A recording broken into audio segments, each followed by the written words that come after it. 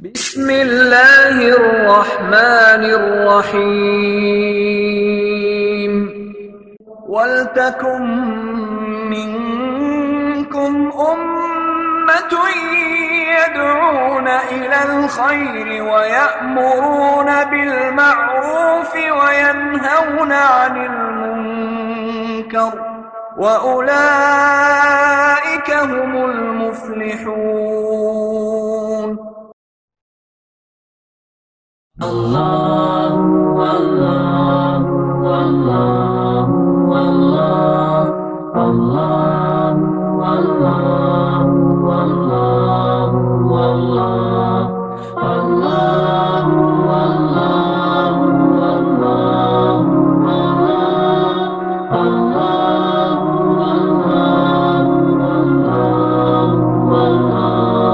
الله والله والله والله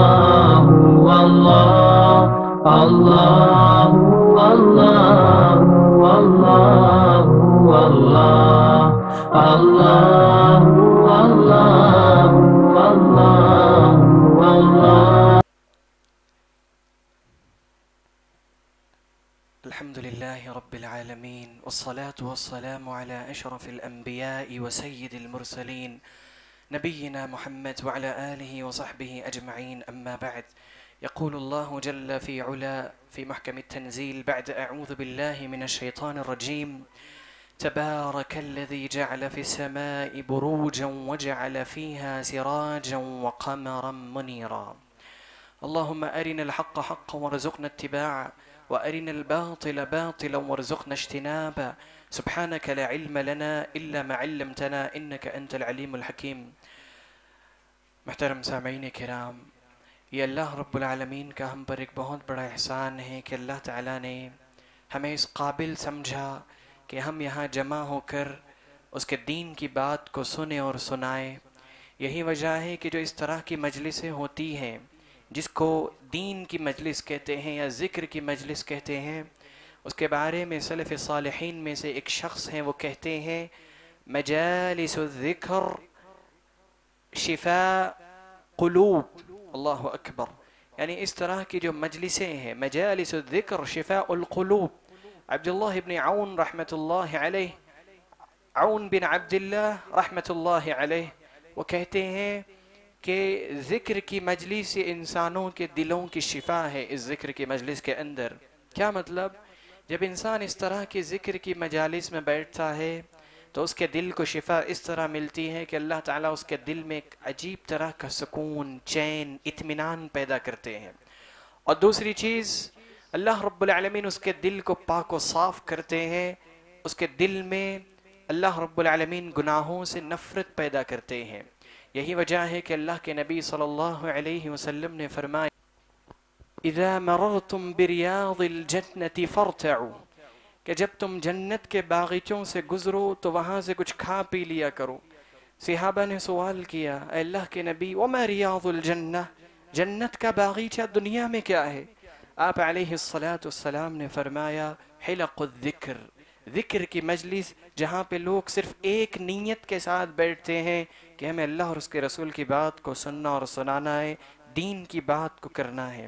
سامعین مکرم، اس مبارک مجلس میں جس موضوع کے تحت چند باتیں میں آپ کی خدمت میں پیش کرنے جا رہا ہوں، وہ یہ ہے کہ ایک انسان اپنی زندگی میں خیر و برکت کیسے حاصل کر سکتا ہے، یعنی انسان کی زندگی میں خیر کیسے آئے گا، برکت کیسے آئے گی۔ سب سے پہلے تو ہمیں اس بات کو جان لینا چاہیے کہ یہ خیر اور برکت یہ اللہ کی جانب سے ہوتی ہے۔ اسی لیے اللہ تعالیٰ نے کہا: تبارک الذی بیدہ الملک وہو علی کل شیء قدیر۔ اللہ کی ذات بابرکت ہے، جو ہر چیز پہ قدرت رکھنے والا ہے، جو ہر چیز پہ قادر ہے۔ اور ایک دوسرے مقام پہ اللہ نے کہا: تبارک الذی جعل فی السماء بروجا وجعل فیہا سراجا وقمرا منیرا۔ اللہ کی ذات بابرکت ہے کہ جس نے آسمانوں میں ستارے پیدا کیے، چاند سورج پیدا کیا، اور اللہ نے منور مہتاب رکھا۔ تو الغرض کہنے کا مقصد یہ ہے شفا اور اسی طریقے سے برکت اور خیر، یہ تمام کی تمام چیزیں انسان کو حاصل کیسے ہو سکتی ہے، اس بات کو جاننے سے پہلے انسان کو اس بات کا علم ہونا چاہیے کہ اللہ کی جانب سے ہے۔ سامعین مکرم، اللہ تعالیٰ نے خیر و برکت حاصل کرنے کا ایک اصول اپنے بندوں کے سامنے رکھا۔ وہ اصول کیا ہے؟ اللہ نے کہا وَلَوْ فَتَحْنَا عَلَيْهِمْ بَرَكَاتٍ مِّنَ السَّمَاءِ قال الله جل وعلا وَلَوْ أَنَّ أَهْلَ الْقُرَىٰ آمَنُوا وَاتَّقَوْا لَفَتَحْنَا عَلَيْهِمْ بَرَكَاتٍ مِّنَ السَّمَاءِ وَالْأَرْضِ۔ اللہ نے کہا کہ اگر بستی کے افراد، جو لوگ بستی میں رہنے والے ہیں، ان کی زندگی میں تقوی پیدا ہو جائے، لَفَتَحْنَا عَلَيْهِمْ بَرَكَاتٍ مِّنَ السَّمَاءِ وَالْأَرْضِ، ہم ان کے لیے ہم زمین اور آسمان سے برکت کے دروازے کھول دیں گے، ان کو خیر و برکت عطا کریں گے۔ یہاں اللہ تعالیٰ نے خیر و برکت کا ایک اصول بتایا، تقوی۔ تقوی کا ایک مطلب یہ ہے، آپ جانتے ہیں، جو عام الفاظ میں اگر کہا جائے اللہ کا ڈر، لیکن یہ جو اللہ کا ڈر ہے، اس کا حقیقی مطلب کیا ہے؟ اللہ سے ڈرنے کا اس کے کچھ تقاضے ہیں۔ اگر انسان ان تقاضوں کو پورا کر لے، میں آپ سے ایک سوال کرتا ہوں، تقاضا کس کو کہتے ہیں؟ کوئی محترم بھائی بتا سکتے ہیں؟ تقاضا، ڈیمانڈ، ماشاءاللہ، بارک اللہ فیک، احسنت حبیبی، یعنی کسی چیز کی خواہش، کسی چیز کو طلب کرنا، کسی چیز کی درخواست کرنا، ڈیمانڈ کرنا، یہ تمام چیزیں اس میں داخل ہے۔ تو تقوی ہم سے ڈیمانڈ کیا کرتا ہے؟ ہم سے چاہتا کیا ہے؟ تقوی کا تقاضا کیا ہے؟ تو سب سے پہلا تقاضا یہ ہے کہ انسان کا ظاہر سے اچھا باطن ہونا چاہیے، یہ تقوی کا پہلا تقاضا ہے۔ انسان اگر چاہتا ہے کہ اللہ تعالیٰ اس کی زندگی میں خیر و برکت پیدا کرے، تو وہ اپنے ظاہر سے زیادہ اپنے باطن کی فکر کرے۔ یہی وجہ ہے کہ آپ غور کریں، اللہ کے نبی صلی اللہ علیہ وسلم نے 3 مرتبہ یہ اعلان جاری کیا، التقوی ہا ہنا، التقوی ہا ہنا، التقوی ہا ہنا، کہ تقوی کہاں ہوتا ہے؟ تقوی یہاں ہوتا ہے، تقوی یہاں ہوتا ہے، تقوی یہاں ہوتا ہے۔ 3 مرتبہ اللہ کے نبی صلی اللہ علیہ وسلم نے اعلان کیا۔ تو پتہ کیا چلا؟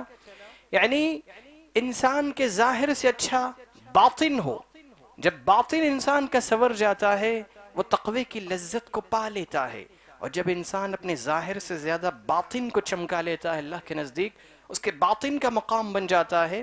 ظاہر و باطن کا مطلب، ظاہر کا مطلب جس طرح انسان دکھ رہا ہے، انسان جس طرح لوگوں کے سامنے اپنے آپ کو پیش کر رہا ہے کہ میں بہت اچھا ہوں، نیکوکار ہوں، وغیرہ وغیرہ، تو انسان کو چاہیے کہ وہ جس طرح لوگوں کے سامنے خود کو پیش کر رہا ہے، اس سے زیادہ جب وہ تنہائی میں ہو، اکیلے میں ہو، وہ اپنے آپ کو پیش کر لے، خود اپنے آپ کو پیش کرے کہ میں واقعی بہت اچھا ہوں۔ تو اس کو باطن کہتے ہیں۔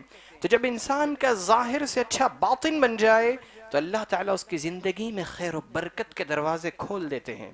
اور اسی طرح سامعین مکرم، جب انسان تقوی کے اس دوسرے تقاضے کو پورا کرتا ہے، اللہ اس کی زندگی کے خیر و برکت کے دروازے کھولتے ہیں۔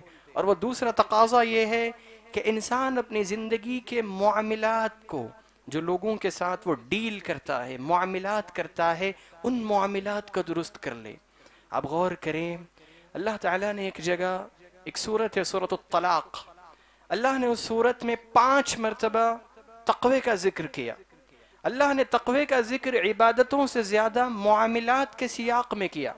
اللہ نے جہاں عبادت کا ذکر کیا، وہاں کہا کہ عبادت کرو، وہاں اللہ نے تقوی کا ذکر نہیں کیا، بلکہ تقوی کا ذکر اللہ نے معاملات کے سلسلے میں کیا، جو لوگوں کے معاملات ہوتے ہیں۔ آپ دیکھیں سورۃ الطلاق، اسے ہمیں معلوم کیا ہو رہا ہے؟ طلاق کے مسائل، شوہر بیوی کے مسائل، تو یہاں پہ یہ ایک معاملہ ہے۔ تو اللہ تعالیٰ نے معاملات کے سیاق میں تقوی کا ذکر کیا۔ اللہ تعالیٰ نے قرآن کریم میں پیغام دیا، یا ایہا النبی اذا طلقتم النساء فطلقوهن لعدتهن وأحصوا العدة، اللہ اکبر، وأحصوا العدة واتقوا الله ربكم، اللہ نے تقوی کا ذکر کیا کہ اے اللہ کے نبی یہ جو طلاق کے مسائل یہاں ذکر کیے جا رہے ہیں اس میں اللہ کا ڈر اختیار کریں اور اپنی امت کو بھی پیغام دیں۔ اور ایک دوسرے مقام پہ اللہ نے کہا یہ پیغام دیتے ہوئے وَمَن يَتَّقِ اللَّهَ يَجْعَل لَّهُ مَخْرَجًا وَيَرْزُقْهُ مِنْ حَيْثُ لَا يَحْتَسِبُ۔ اللہ نے یہاں تقوی کا ذکر کیا کہ جو شخص تقوی اختیار کرتا ہے اللہ تعالیٰ اس کے لیے ایسے رحمت کے اور خیر و برکت کے دروازے کھولتے ہیں کہ وہ گمان بھی نہیں کر سکتا۔ اور اللہ نے ایک دوسری جگہ کہا لا تأکلوا الربا اضعافا مضاعفا، سود نہ کھاؤ، واتقوا اللہ لعلکم تفلحون، اس سود سے بچ جاؤ تاکہ اللہ تم کو کامیاب کرے، اللہ کا تقوی اختیار کرو۔ تو سامعین مکرم پتہ کیا چلا؟ انسان کا جو حقیقی تقوی ہوتا ہے وہ معاملات کے سلسلے میں اللہ تعالیٰ دیکھتے ہیں۔ یعنی عبادت تو انسان کر رہا ہے، وہ نماز پڑھ رہا ہے، روزہ رکھ رہا ہے، حج کر رہا ہے، تمام چیزیں کر رہا ہے، لیکن اس کے معاملات میں ہیر پھیر ہے، وہ اللہ کے بندوں کے سلسلے میں ان کے حق ادا نہیں کر رہا، وہ کوتاہی کر رہا ہے، وہ اللہ کے بندوں کے سلسلے میں ظلم کر رہا ہے، تو ایسا شخص اللہ کے نزدیک نہ متقی بن سکتا ہے، نہ اللہ تعالیٰ اس کے لیے رحمت و خیر کے دروازے کھولتے ہیں۔ یعنی خیر و برکت کا دروازہ انسان کے لیے اس وقت کھلتا ہے جب معاملات کے سلسلے میں لوگوں سے جب وہ معاملات کرتا ہے اس وقت اللہ کا ڈر اختیار کرتا ہے، اور یہی وجہ ہے کہ اللہ تعالیٰ اس کے لیے خیر و برکت کے دروازے کھول دیتے ہیں۔ سامعین مکرم، تقوی کا ایک تقاضا یہ ہے، انسان چاہتا ہے اللہ اس کی زندگی میں خیر و برکت کے دروازے کھول دیں، تو انسان فتوے کے مقابلے میں تقوی کو ترجیح دے۔ کیا مطلب؟ آپ دیکھیں، ایک ہے فتویٰ جو اہل علم دیتے ہیں، مفتی جو فتویٰ دیتے ہیں اس کو فتویٰ کہتے ہیں، ایک ہے تقویٰ جس کا اللہ نے حکم دیا۔ شریعت کہتی ہے تقوی کو اختیار کرو، اگر حقیقت میں تم متقی بننا چاہتے ہو، اللہ تمہارے لیے اگر خیر و برکت کے دروازے کھول دے تو تمہارے لیے ضروری ہے تقوی کو اختیار کرو۔ فتوے اور تقوی میں کیا فرق ہے؟ عمومی طور پر بعض دفعہ ایسا ہوتا ہے کہ تقوی کی زبان کہتی ہے اس سے بچ جاؤ، لیکن فتوے کی زبان کہتی ہے کوئی حرج کی بات نہیں ہے۔ مثال کے طور پر ابو بکر صدیق رضی اللہ عنہ کا غلام ان کے پاس آتا ہے اور کہتا ہے کہ یہ میں نے آپ کی خدمت میں کچھ کھانے کے لیے لایا ہے۔ وہ کہتے ہیں اچھا لاؤ، وہ کھانے لگ گئے، پیٹ میں چلا گیا۔ غلام کہتا ہے آپ جانتے ہیں آپ نے کیا کھایا؟ یہ کہاں سے آیا؟ وہ کہتے ہیں کہاں سے آیا؟ وہ کہتے ہیں جاہلیت کے دور میں کہانت کرتا تھا۔ کہانت کا مطلب ہوتا ہے غیب کی باتیں بتانا، تو کہانت کرتا تھا۔ ایک مرتبہ کوئی شخص میرے پاس آیا، کچھ پوچھنے لگ گیا آگے مستقبل کے بارے میں، مجھے تو علم تھا نہیں، میں نے اندھیرے میں نشانہ لگا دیا اور وہ نشانہ صحیح نکل گیا۔ آج وہ آیا ہے اور آج وہ آ کر مجھے یہ تحفے کے طور پہ دے کے گیا ہے جو آپ نے کھا لیا۔ تو چونکہ جو ابو بکر صدیق رضی اللہ عنہ نے کھایا وہ حرام ہے، لیکن چونکہ کھا لیا پیٹ میں چلا گیا۔ اب فتوے کی زبان کیا کہتی ہے؟ آپ کسی بھی مفتی سے پوچھ لیں، جو چیز انسان انجانے میں کوئی حرام چیز کھا لے اس پر کوئی ملامت نہیں ہے، کوئی گناہ نہیں ہے، یہ فتویٰ ہے۔ لیکن تقویٰ کیا کہتا ہے؟ تقویٰ کہتا ہے اس کو قے کر کے نکالا جائے، اور ابو بکر صدیق رضی اللہ عنہ نے وہی کیا، اپنی انگلیوں کو حلق میں ڈالا اور اس قدر تکلیف کے ساتھ وہ اپنے حلق میں انگلیوں کو پھرانے لگے کہ اس وقت تک وہ سکون کا سانس انہوں نے نہیں لیا جب تک کہ قے کر کے اس حرام چیز کو اپنے پیٹ سے نکال نہ دیا، اپنے جسم سے نکال نہ دیا۔ اللہ اکبر۔ تو سامعین مکرم پتہ کیا چلا؟ انسان اگر چاہتا ہے اللہ اس کے لیے خیر کے برکت کے دروازے کھول دے تو وہ اس طرح تقوی اختیار کرے کہ اپنے جسم میں ایک حرام لقمے کو جانے نہ دے۔ سامعین مکرم، خیر و برکت کے اصولوں میں سے ایک اصول یہ بھی ہے، انسان اگر چاہتا ہے اللہ تعالیٰ اس کی زندگی میں خیر و برکت کے دروازے کھول دے تو اس کے لیے چاہیے کہ وہ اللہ کی راہ میں اپنے پسندیدہ چیز کو خرچ کرے۔ اللہ تعالیٰ نے قرآن کریم میں کہا لَن تَنَالُوا الْبِرَّ حَتَّى تُنْفِقُوا مِمَّا تُحِبُّونَ وَمَا تُنْفِقُوا مِنْ شَيْءٍ فَإِنَّ اللَّهَ بِهِ عَلِيمٌ۔ اللہ نے کہا اللہ کے نزدیک تم نیکی کو پا نہیں سکتے، نیکی کو حاصل نہیں کر سکتے۔ اہل علم کہتے ہیں یہاں مراد جنت ہے۔ اللہ تعالیٰ یہ کہنا چاہ رہا ہے کہ تم جنت کی خوشبو کو نہیں پا سکتے، تم جنت کو حاصل نہیں کر سکتے، حتی تنفقوا مما تحبون، جب تک کہ تم اس چیز کو اللہ کی راہ میں نہ لگا دو جو چیز تمہارے نزدیک سب سے زیادہ پسندیدہ ہے۔ انسان کے نزدیک سب سے زیادہ پسندیدہ چیز آج کے دور کے لحاظ سے دیکھا جائے تو دولت ہے۔ تو انسان کو اللہ کی راہ میں جب دولت وہ لگاتا ہے، اللہ تعالیٰ کے نزدیک ایک تو وہ اپنی پسندیدہ چیز کو خرچ کر رہا ہے، اور دوسری چیز اللہ رب العالمین اس کے لیے خیر و برکت کے دروازے اس کے ذریعے سے کھول دیتے ہیں۔ آپ غور کریں، اللہ کے نبی کی ایک حدیث ہے، ما من یوم یصبح العباد فیہ الا ملکان ينزلان فيقول أحدهما اللهم أعطي منفقا خلفا ويقول الآخر اللهم أعطي ممسكا تلفا۔ جب صبح ہوتی ہے، ہر صبح یہاں تک کہ قیامت قائم نہ ہو جائے، ہر صبح دو فرشتے آسمان پر آتے ہیں۔ ایک فرشتہ دعا کرتا ہے، کہتا ہے اللہم اعطی منفقا خلفا، اے اللہ میں تجھ سے دعا کر رہا ہوں کہ آج رات تک، آج کے دن جس شخص نے بھی تیری راہ میں اپنے مال کو لگایا، الہ العالمین تو اس کے مال میں اضافہ کر دے، اس کے مال کا بدلہ اس کو دے دے، اس کے مال کو بڑھا دے۔ اور دوسرا کہتا ہے اللہم اعطی ممسکا تلفا، اے اللہ آج جو بخیلی کر رہا ہے، تیرے راستے میں مال کو خرچ کرنے سے بخیل بن رہا ہے، اس کے مال کو برباد کر دے، اس کے مال کو تباہ کر دے، اس کے مال کو تلف کر دے۔ یعنی دو فرشتے، ایک فرشتہ کہہ رہا ہے اے اللہ اس کے مال میں اضافہ کر، اس کو خیر و برکت عطا کر جو تیری راہ میں اپنے مال کو لگا رہا ہے، اور جو تیری راہ میں مال لگانے سے اپنے ہاتھوں کو روک رہا ہے اس کے مال کو ہی برباد کر دے۔ تو سامعین مکرم، جب انسان بخیلی کرتا ہے، انسان سمجھتا ہے میں چونکہ بخیلی کر رہا ہوں تو مال میں بچا رہا ہوں، حقیقت میں اس کا مال وہ بچ نہیں رہا بلکہ تباہ و برباد ہو رہا ہے۔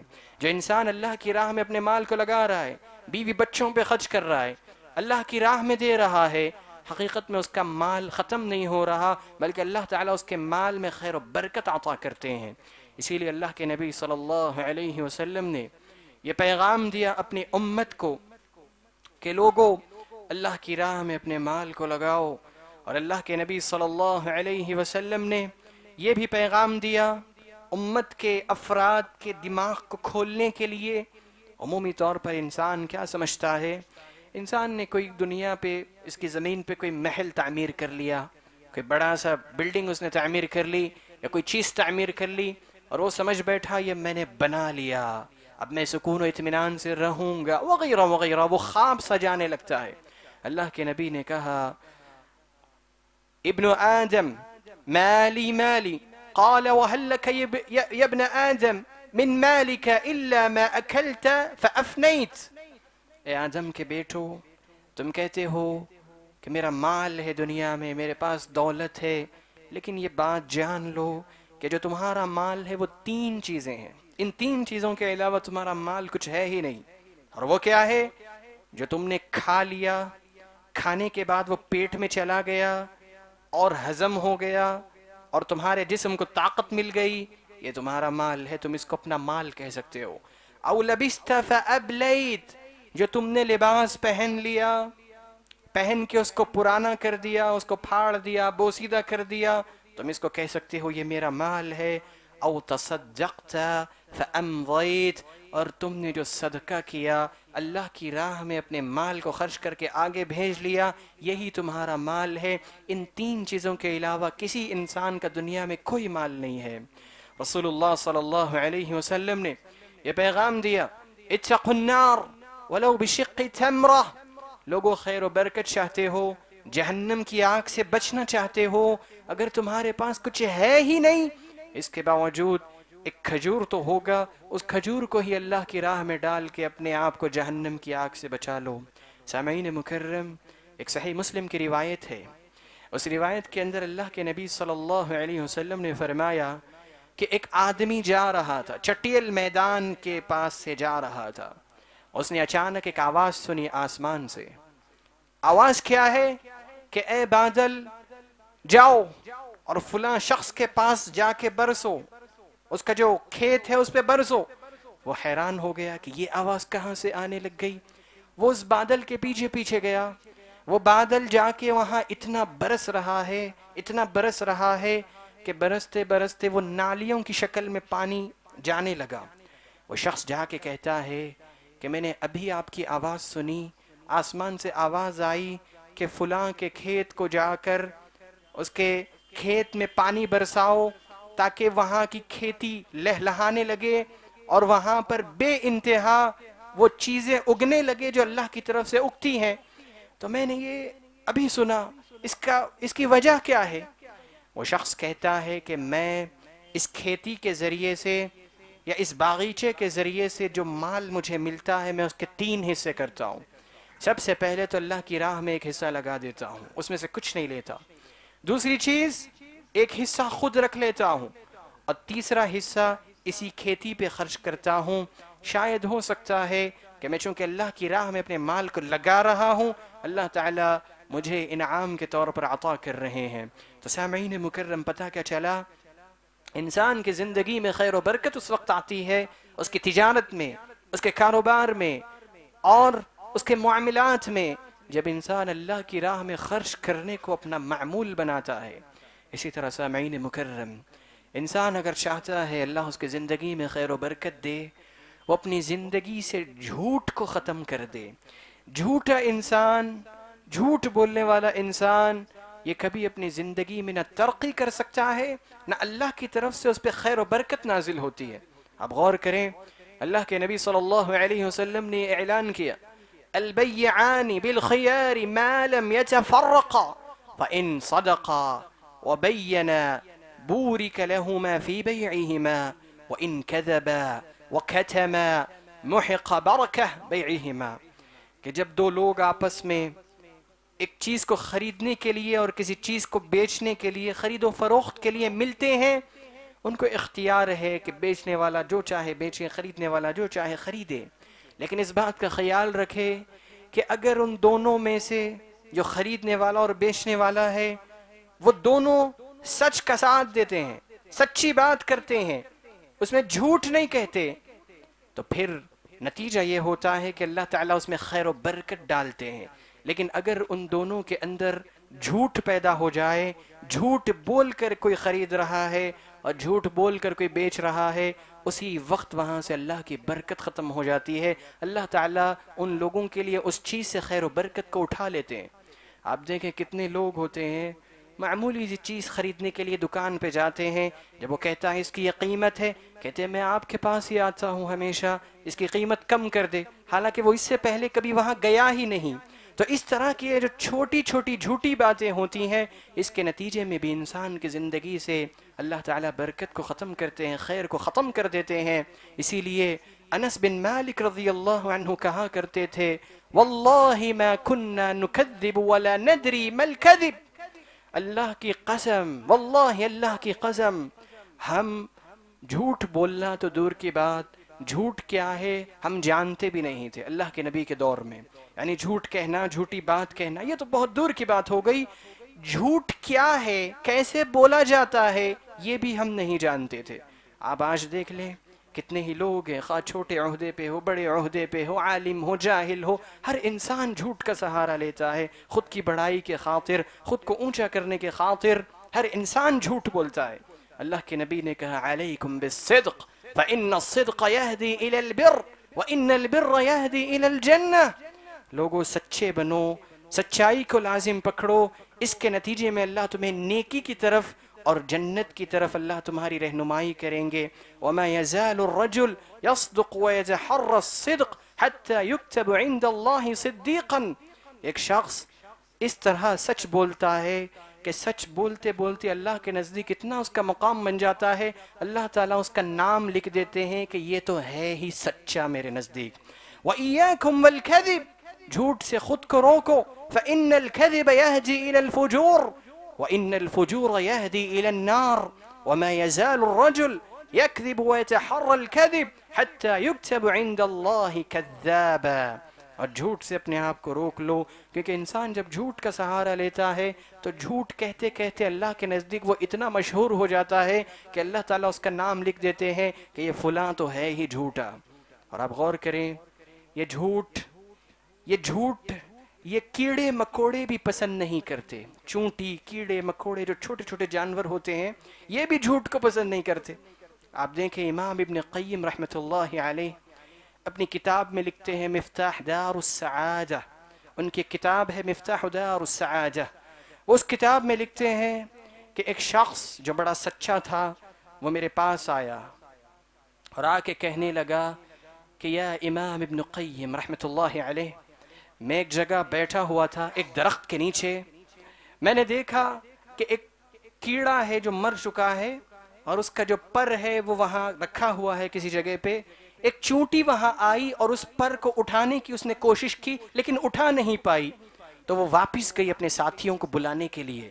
تو میں نے اس پر کو اٹھا لیا اور اٹھانے کے بعد وہ اپنے ساتھیوں کو بلا کے لائی تو ان لوگوں نے دیکھا کہ وہاں وہ پر ہے ہی نہیں اس کیڑے کا.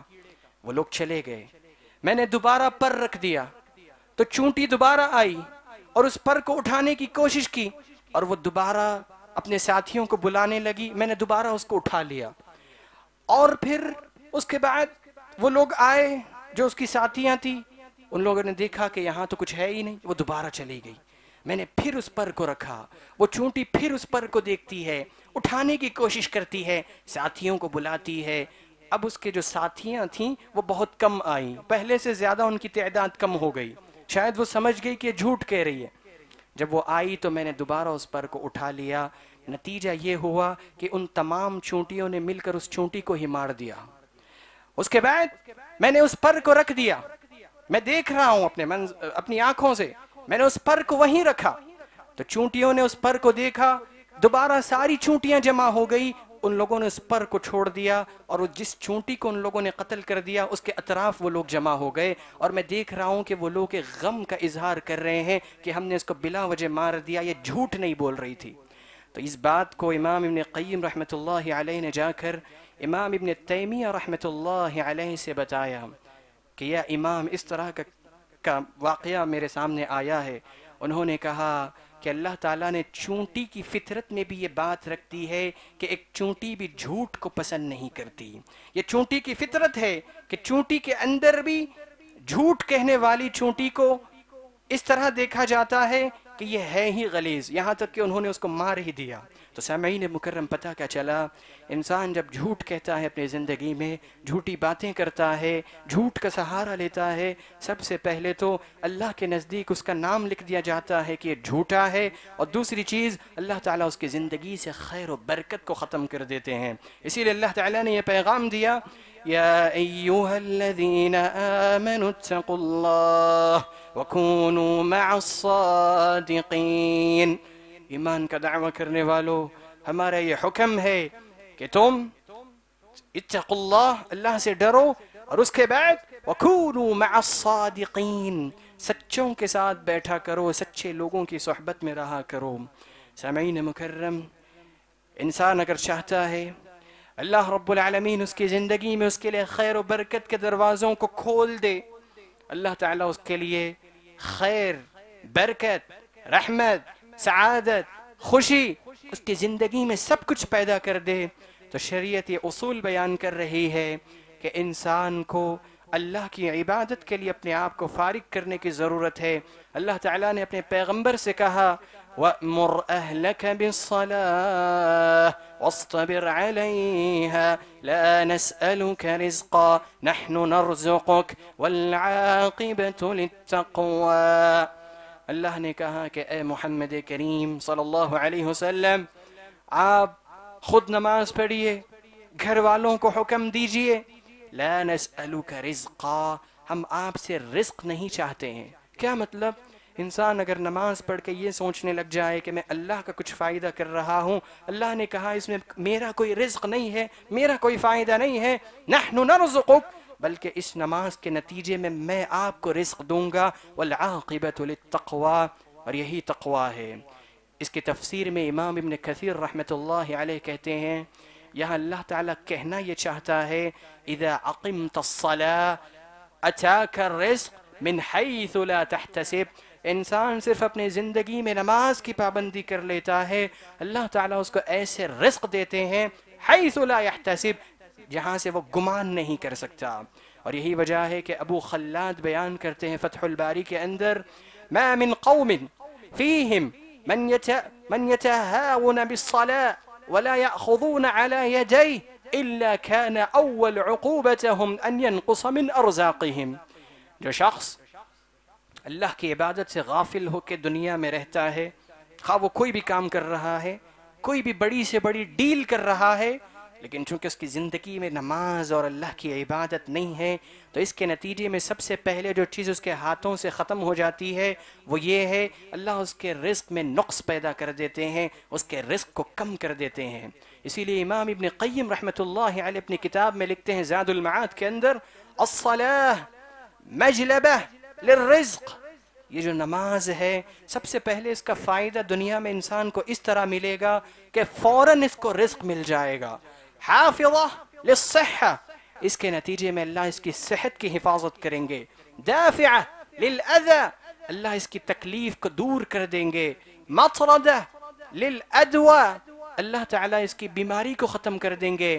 مقویہ للقلب، اللہ تعالیٰ اس کے دل کو مضبوط کر دیں گے، اس کو بہادر بنا دیں گے. مبیضہ للوجہ، اللہ تعالیٰ اس کے چہرے کو روشن کر دیں گے. مفرحہ للنفس، اللہ اس کے دل میں سکون و اطمینان و چین و قرار پیدا کر دیں گے. مذہبہ للکسل، اللہ تعالیٰ اس کی زندگی سے کسل یعنی سستی کو، کاہلی کو ختم کر دیتے ہیں. کیوں؟ نماز کے نتیجے میں، صلاح کے نتیجے میں.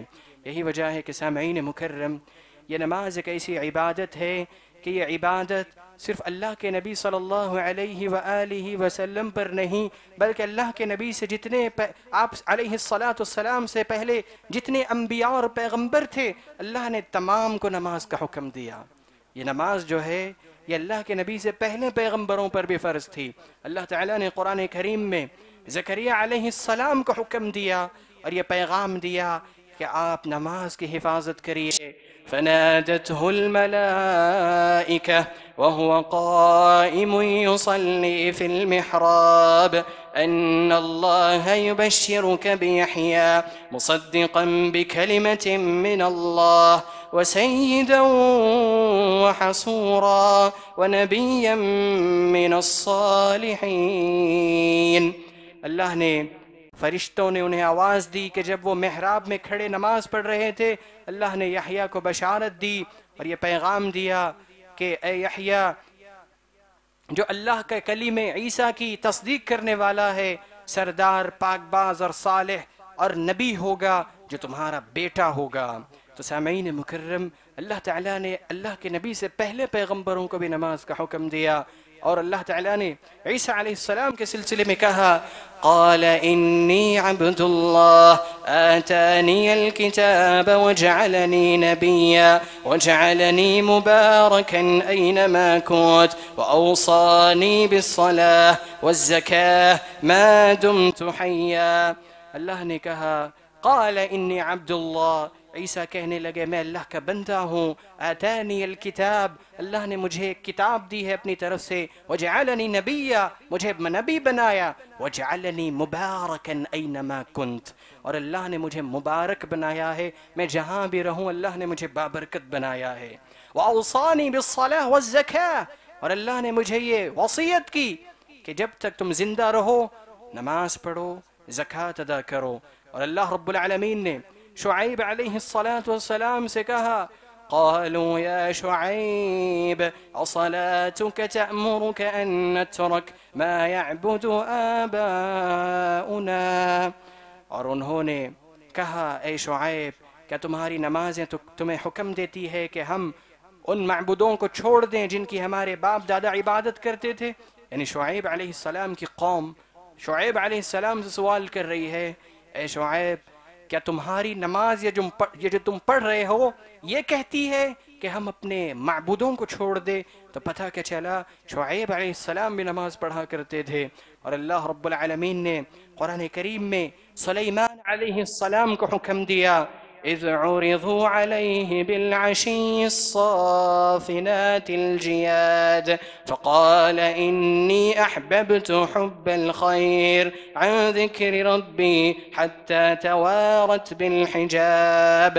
جب شام کا وقت ہو جائے تو اس وقت میں جب شام کے وقت ان کے سامنے ایک عمدہ گھوڑا لایا گیا تو انہوں نے کہا کہ اس عمدہ گھوڑے کو دیکھ کر کیا میں نماز سے غافل ہو جاؤں اور اس گھوڑے کے سلسلے میں دلچسپی لینے لگوں. یعنی اللہ کے وہ پیغمبر جن کو سلیمان علیہ السلام کہا جاتا ہے وہ بھی نماز پڑھا کرتے تھے. تو سامعین مکرم پتہ کیا چلا، انسان جب نماز پڑھتا ہے اللہ تعالیٰ اس نماز کے نتیجے میں اس کے زندگی میں خیر و برکت کے دروازے کھولتے ہیں. یہی وجہ ہے کہ صحابہ کرام کے سلسلے میں آپ غور کریں، ان کے سلسلے میں آتا ہے بالخصوص ابو بکر صدیق رضی اللہ عنہ، ان کو نماز سے اتنی محبت تھی کہ نماز میں جب کھڑے ہوتے تو اس طرح قرآن پڑھتے اور اس طرح روتے تھے کہ لوگ ان کو دیکھا کرتے تھے کہ ابو بکر کو ہوا کیا ہے. اور یہی وجہ ہے کہ آپ غور کریں عبداللہ بن زبیر رضی اللہ عنہ، اس قدر ان کو نماز سے محبت تھی کہ جب نماز میں کھڑے ہوتے تو ان کا دل نہیں چاہتا کہ میں نماز کو مکمل کر کے بیٹھ جاؤں، بلکہ کئی سوروں کو نماز میں پڑھا کرتے تھے. اور یہی وجہ ہے کہ سلف صالحین آپ غور کریں ان کی زندگیوں کو. عثمان بن حکیم بیان کرتے ہیں کہ میں نے سیدنا سعید بن مسیب رحمۃ اللہ علیہ کو فرماتے ہوئے سنا کہ 30 سال ہو گئے، ان 30 سالوں میں مؤذن اذان بعد میں دیتا ہے، میں مؤذن کی اذان سے پہلے صف میں بیٹھا ہوا ہوتا ہوں. اور آپ غور کریں سیدنا مصعب فرماتے ہیں رحمۃ اللہ علیہ، عامر رحمۃ اللہ علیہ بن عبداللہ بن زبیر نے مؤذن کی اذان سنی اور ان کی روح پرواز ہونے لگ گئی. ان کی تکلیف میں تھے، کرب و شدت کی حالت میں تھے. انہوں نے کہا مجھے لے کے چلو نماز کی طرف. لوگوں نے کہا آپ کی اتنی طبیعت ناساز ہے، آپ نماز کیسے پڑھیں گے؟ کہا نہیں، چونکہ اللہ کی یہ منادی آ گئی اب میں بیٹھ نہیں سکتا. تو لوگوں نے ان کو لے جا کر جب نماز میں کھڑے ہوئے تو ابھی پہلی رکعت مکمل نہیں ہوئی کہ اسی نماز کے دوران ان کی روح پرواز ہو گئی. تو سامعین مکرم پتہ کیا چلا، انسان جب نماز سے محبت کرتا ہے اللہ تعالیٰ اس کی زندگی میں سب سے پہلا انعام اس کو یہ دیتے ہیں کہ اللہ اس کے لیے خیر اور برکت کے دروازے کو کھول دیتے ہیں.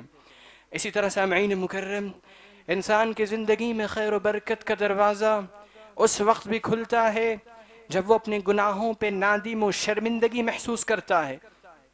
آپ غور کریں اللہ کے نزدیک ایک عظیم گناہ ہے جس سے بڑا گناہ کوئی اور ہو نہیں سکتا. یعنی اس سے بڑا گناہ کوئی ہے ہی نہیں. انسان کچھ بھی کر لے اتنا بڑا گناہ وہ نہیں ہو سکتا. وہ گناہ کون سا ہے؟ اللہ نے قرآن میں اس کا ذکر کیا، لقد كفر الذين قالوا إن الله هو المسيح ابن مريم وقال المسيح يا بني إسرائيل اعبدوا الله ربي وربكم إنه من يشرك بالله فقد حرم الله عليه الجنة ومأواهم النار وما للظالمین من انصار. اللہ نے اس گناہ کے نتیجے میں فوراً وعید سنا دی کہ اس کا ٹھکانہ کیا ہوگا. اور وہ گناہ کے سلسلے میں اللہ نے کہا کہ بنی اسرائیل کہتے ہیں وقال المسیح، کہ مسیح عیسیٰ علیہ السلام یہ اللہ کے بیٹے ہیں، اللہ کی یہ اولاد ہے. اللہ نے کہا یہ اتنا بڑا جرم عظیم ہے کہ میرے نزدیک اس سے بڑا گناہ تو کوئی ہے ہی نہیں. اور اس کا انجام کیا ہے؟ من یشرک باللہ، چونکہ اس نے شرک کیا میں نے اسی وقت اس پہ فقد حرم اللہ علیہ الجنہ، اس پہ جہنم کی خوشبو کو بھی حرام کر دیا. ومأواہم النار، اور اس کا ٹھکانہ جہنم کو بنایا جو بڑا برا ٹھکانہ ہے. اور یہ جہنم میں جب جائے گا وما للظالمین من انصار، اس کا کوئی مددگار بھی نہیں ہوگا. اور پھر اللہ نے ذکر کیا لقد كفر الذين قالوا إن الله ثالث ثلاثة وما من إله إلا إله واحد وإن لم ينتهوا عما يقولون ليمسن الذين كفروا منهم عذاب أليم. یہ کفر کرنے والے کہہ رہے ہیں کہ اللہ رب العالمین تین میں سے تیسرا ہے. اللہ کو تین مان رہے ہیں، کہہ رہے ہیں ثالث ثلاثہ، اللہ تین میں سے تیسرا ہے. اللہ نے کہا لا الہ الا ہوا الہ واحد، میں تو اکیلا ہوں، یہ تین کیوں کہہ رہا ہے؟ اس کے لیے ایسا عذاب میں نے تیار کیا کہ اس کو کوئی بچا نہیں سکتا. ایسی پکڑ ہے میری کہ اس کو میری پکڑ سے کوئی بچا ہی نہیں سکتا. آپ غور کریں تو قرآن میں اہل علم کہتے ہیں اللہ نے جو بات کہی ہے، یہ بات بیان کر کے اللہ تعالیٰ یہاں کہنا چاہتا ہے کہ اس سے بڑا گناہ اللہ کے نزدیک کوئی نہیں ہے. انسان اگر شرک بھی کر رہا ہے، یہ شرک سے بڑا گناہ ہے، کیونکہ انسان شرک کر رہا ہے تو معبود بنا رہا ہے اللہ کے مقابلے میں. لیکن یہاں تو یہ اقرار کیا جا رہا ہے اللہ کا بیٹا ہے، گویا کہ اللہ کو گالی ہے. اللہ نے شرک کے بارے میں یہ نہیں کہا کہ مجھے گالی ہے، بلکہ کہا بیٹا ہے، اگر کہے گا تو گالی ہے. اور یہ اتنا بڑا جرم ہے، اللہ نے بہت بڑی وعید سنائی. لیکن اس کے باوجود بھی اللہ نے اس بات کو ذکر کیا. وہ کیا بات کیا ہے؟ اللہ نے اس بات کو بیان کرنے کے بعد کہا افلا يتوبون الى اللہ افلا يتوبون الى اللہ ويستغفرونه واللہ غفور رحیم واللہ غفور رحیم. اتنا بڑا گناہ کرنے کے بعد بھی اگر اپنی زندگی میں یہ مجھ سے معافی مانگے گا تو میں اس کو معاف کر دوں گا، کیونکہ میری ذات ہے، میری صفت ہے معاف کرنے والی اور بے انتہا رحم کرنے والی. یہ اگرچہ مجھے گالی دے رہا ہے اور اتنا بڑا جرم کر رہا ہے کہ زمین پر اس سے بڑا جرم کوئی ہے ہی نہیں، لیکن اگر یہ سمجھ جائے اور مجھ سے توبہ کر لے، میں اس کو معاف کرنے کے لیے تیار ہوں، میں اس کو عذاب علیم سے بچانے کے لیے تیار ہوں، میں اس کو جہنم کے گڑھے سے بچانے کے لیے تیار ہوں، میں اس کو دنیا اور آخرت میں اپنی گرفت سے بچانے کے لیے تیار ہوں اگر یہ مجھ سے معافی مانگ لے. تو سامعین مکرم، آپ غور کریں، یہ توبہ یہ اتنی بڑی عبادت ہے، انسان اس کو چھوٹی عبادت سمجھتا ہے، یہ اتنی بڑی عبادت ہے کہ اس عبادت کے بدلے اللہ کا عذاب انسان سے ہٹتا ہے اور اللہ کی طرف سے خیر و برکت اس پہ نازل ہوتی ہے. اسی لیے اللہ کے نبی نے کہا من لزم الاستغفار جعل اللہ له من كل ضيق مخرجا ومن كل هم فرجا ورزقه من حيث لا يحتسب. جو اپنی زندگی میں توبہ کی عبادت کو لازم پکڑ لیتا ہے، اللہ رب العالمین جعل اللہ له من كل هم فرجا، اس کو غم سے نکلنے کا راستہ پیدا کرتے ہیں، ومن كل ضيق مخرجا، اس کی تنگی کو دور کرتے ہیں، ورزقه من حيث لا يحتسب، اس کو ایسی جگہ سے رزق دیتے ہیں جہاں سے وہ گمان نہیں کر سکتا. اسی لیے امام ابن تیمیہ رحمۃ اللہ علیہ کہتے ہیں کہ میری زندگی میں جب کوئی مشکل حالت آ جاتی اور مجھے ایسا لگتا کہ اب میں یہاں سے نہیں نکل سکتا، یا ایسی تکلیف مجھ پہ آ گئی ہے کہ اب میں اس سے باہر نکل ہی نہیں سکتا. عمومی طور پر آپ نے بھی تجربہ کیا ہوگا کہ زندگی میں کبھی ایسی تکلیف پریشانی آتی ہے انسان کو کچھ سمجھ میں نہیں آتا. امام ابن تیمیہ رحمۃ اللہ علیہ کہتے ہیں میری زندگی میں جب ایسا وقت آتا تو میں 100 سے زیادہ مرتبہ اللہ سے توبہ کرتا، تو جب میں 100 سے زیادہ مرتبہ توبہ کر لیتا اللہ تعالیٰ اسی وقت میرے لیے کوئی راستہ ہموار کر دیتا تھا. اللہ اکبر. تو سامعین مکرم، پتہ کیا چلا؟ انسان کی زندگی میں جب یہ توبہ کی عبادت آ جائے، سب سے پہلے تو اللہ کا عذاب اس سے ختم ہوگا، اللہ کی گرفت ختم ہوگی، اور دوسری چیز اللہ تعالیٰ اس کی زندگی میں اس کے لیے خیر و برکت کا دروازہ کھول دیں گے. اسی طرح سامعین مکرم، خیر و برکت کے اصول میں سے انسان چاہتا ہے اللہ رب العالمین میری زندگی میں خیر و برکت عطا کرے، تو اللہ رب العالمین نے پیغام دیا وَأَطِيعُوا اللَّهَ والرسول لعلكم ترحمون. انسان اگر چاہتا ہے اللہ اس پہ رحم کرے، اس پہ خیر و برکت کے دروازوں کو کھولے، اپنی زندگی میں اللہ اور اس کے رسول کی اطاعت کو لازم پکڑ لے. من يطع الرسول فقد اطاع اللہ وما تولى فما ارسلناك عليهم حفيظا. جو محمد کریم کی فرما برداری کرتا ہے تو گویا کہ اس نے اللہ کی فرما برداری کی.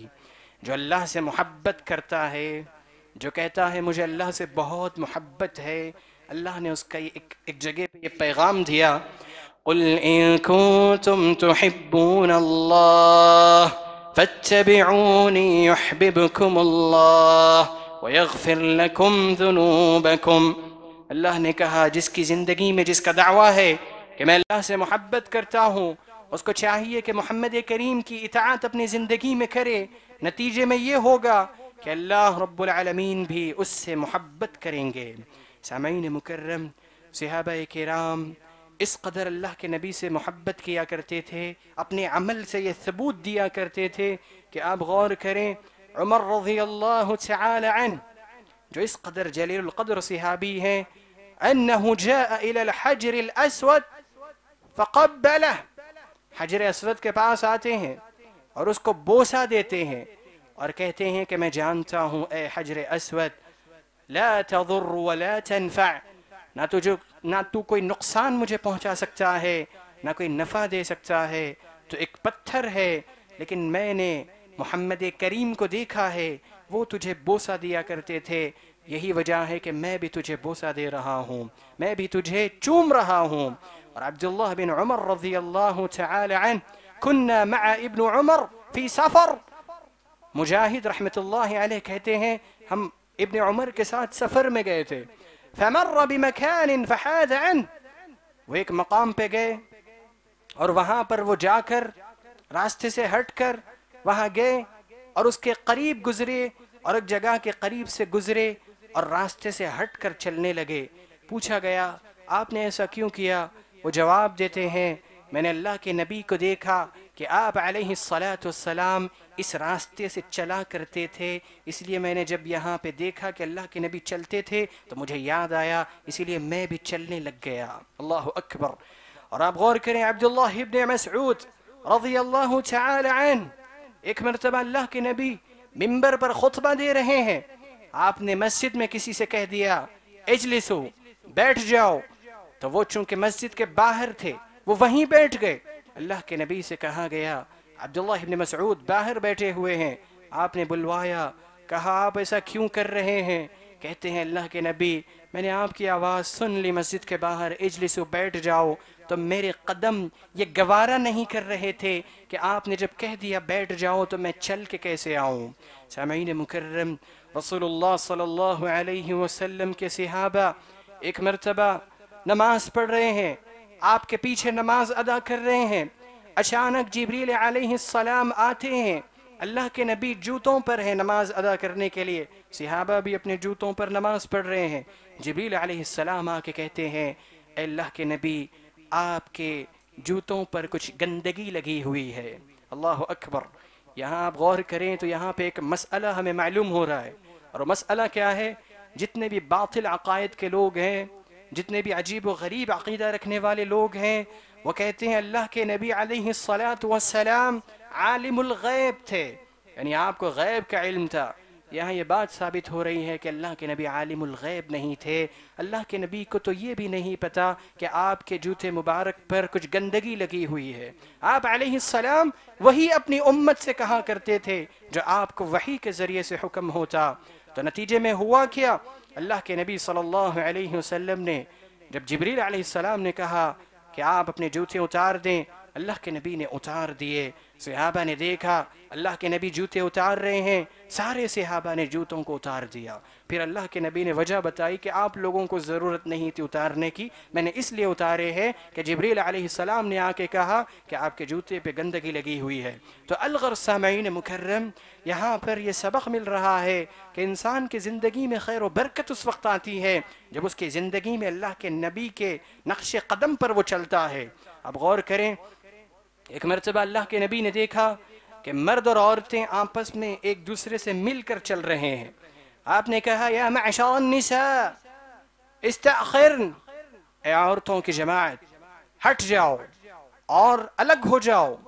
تو نتیجے میں ہوا کیا؟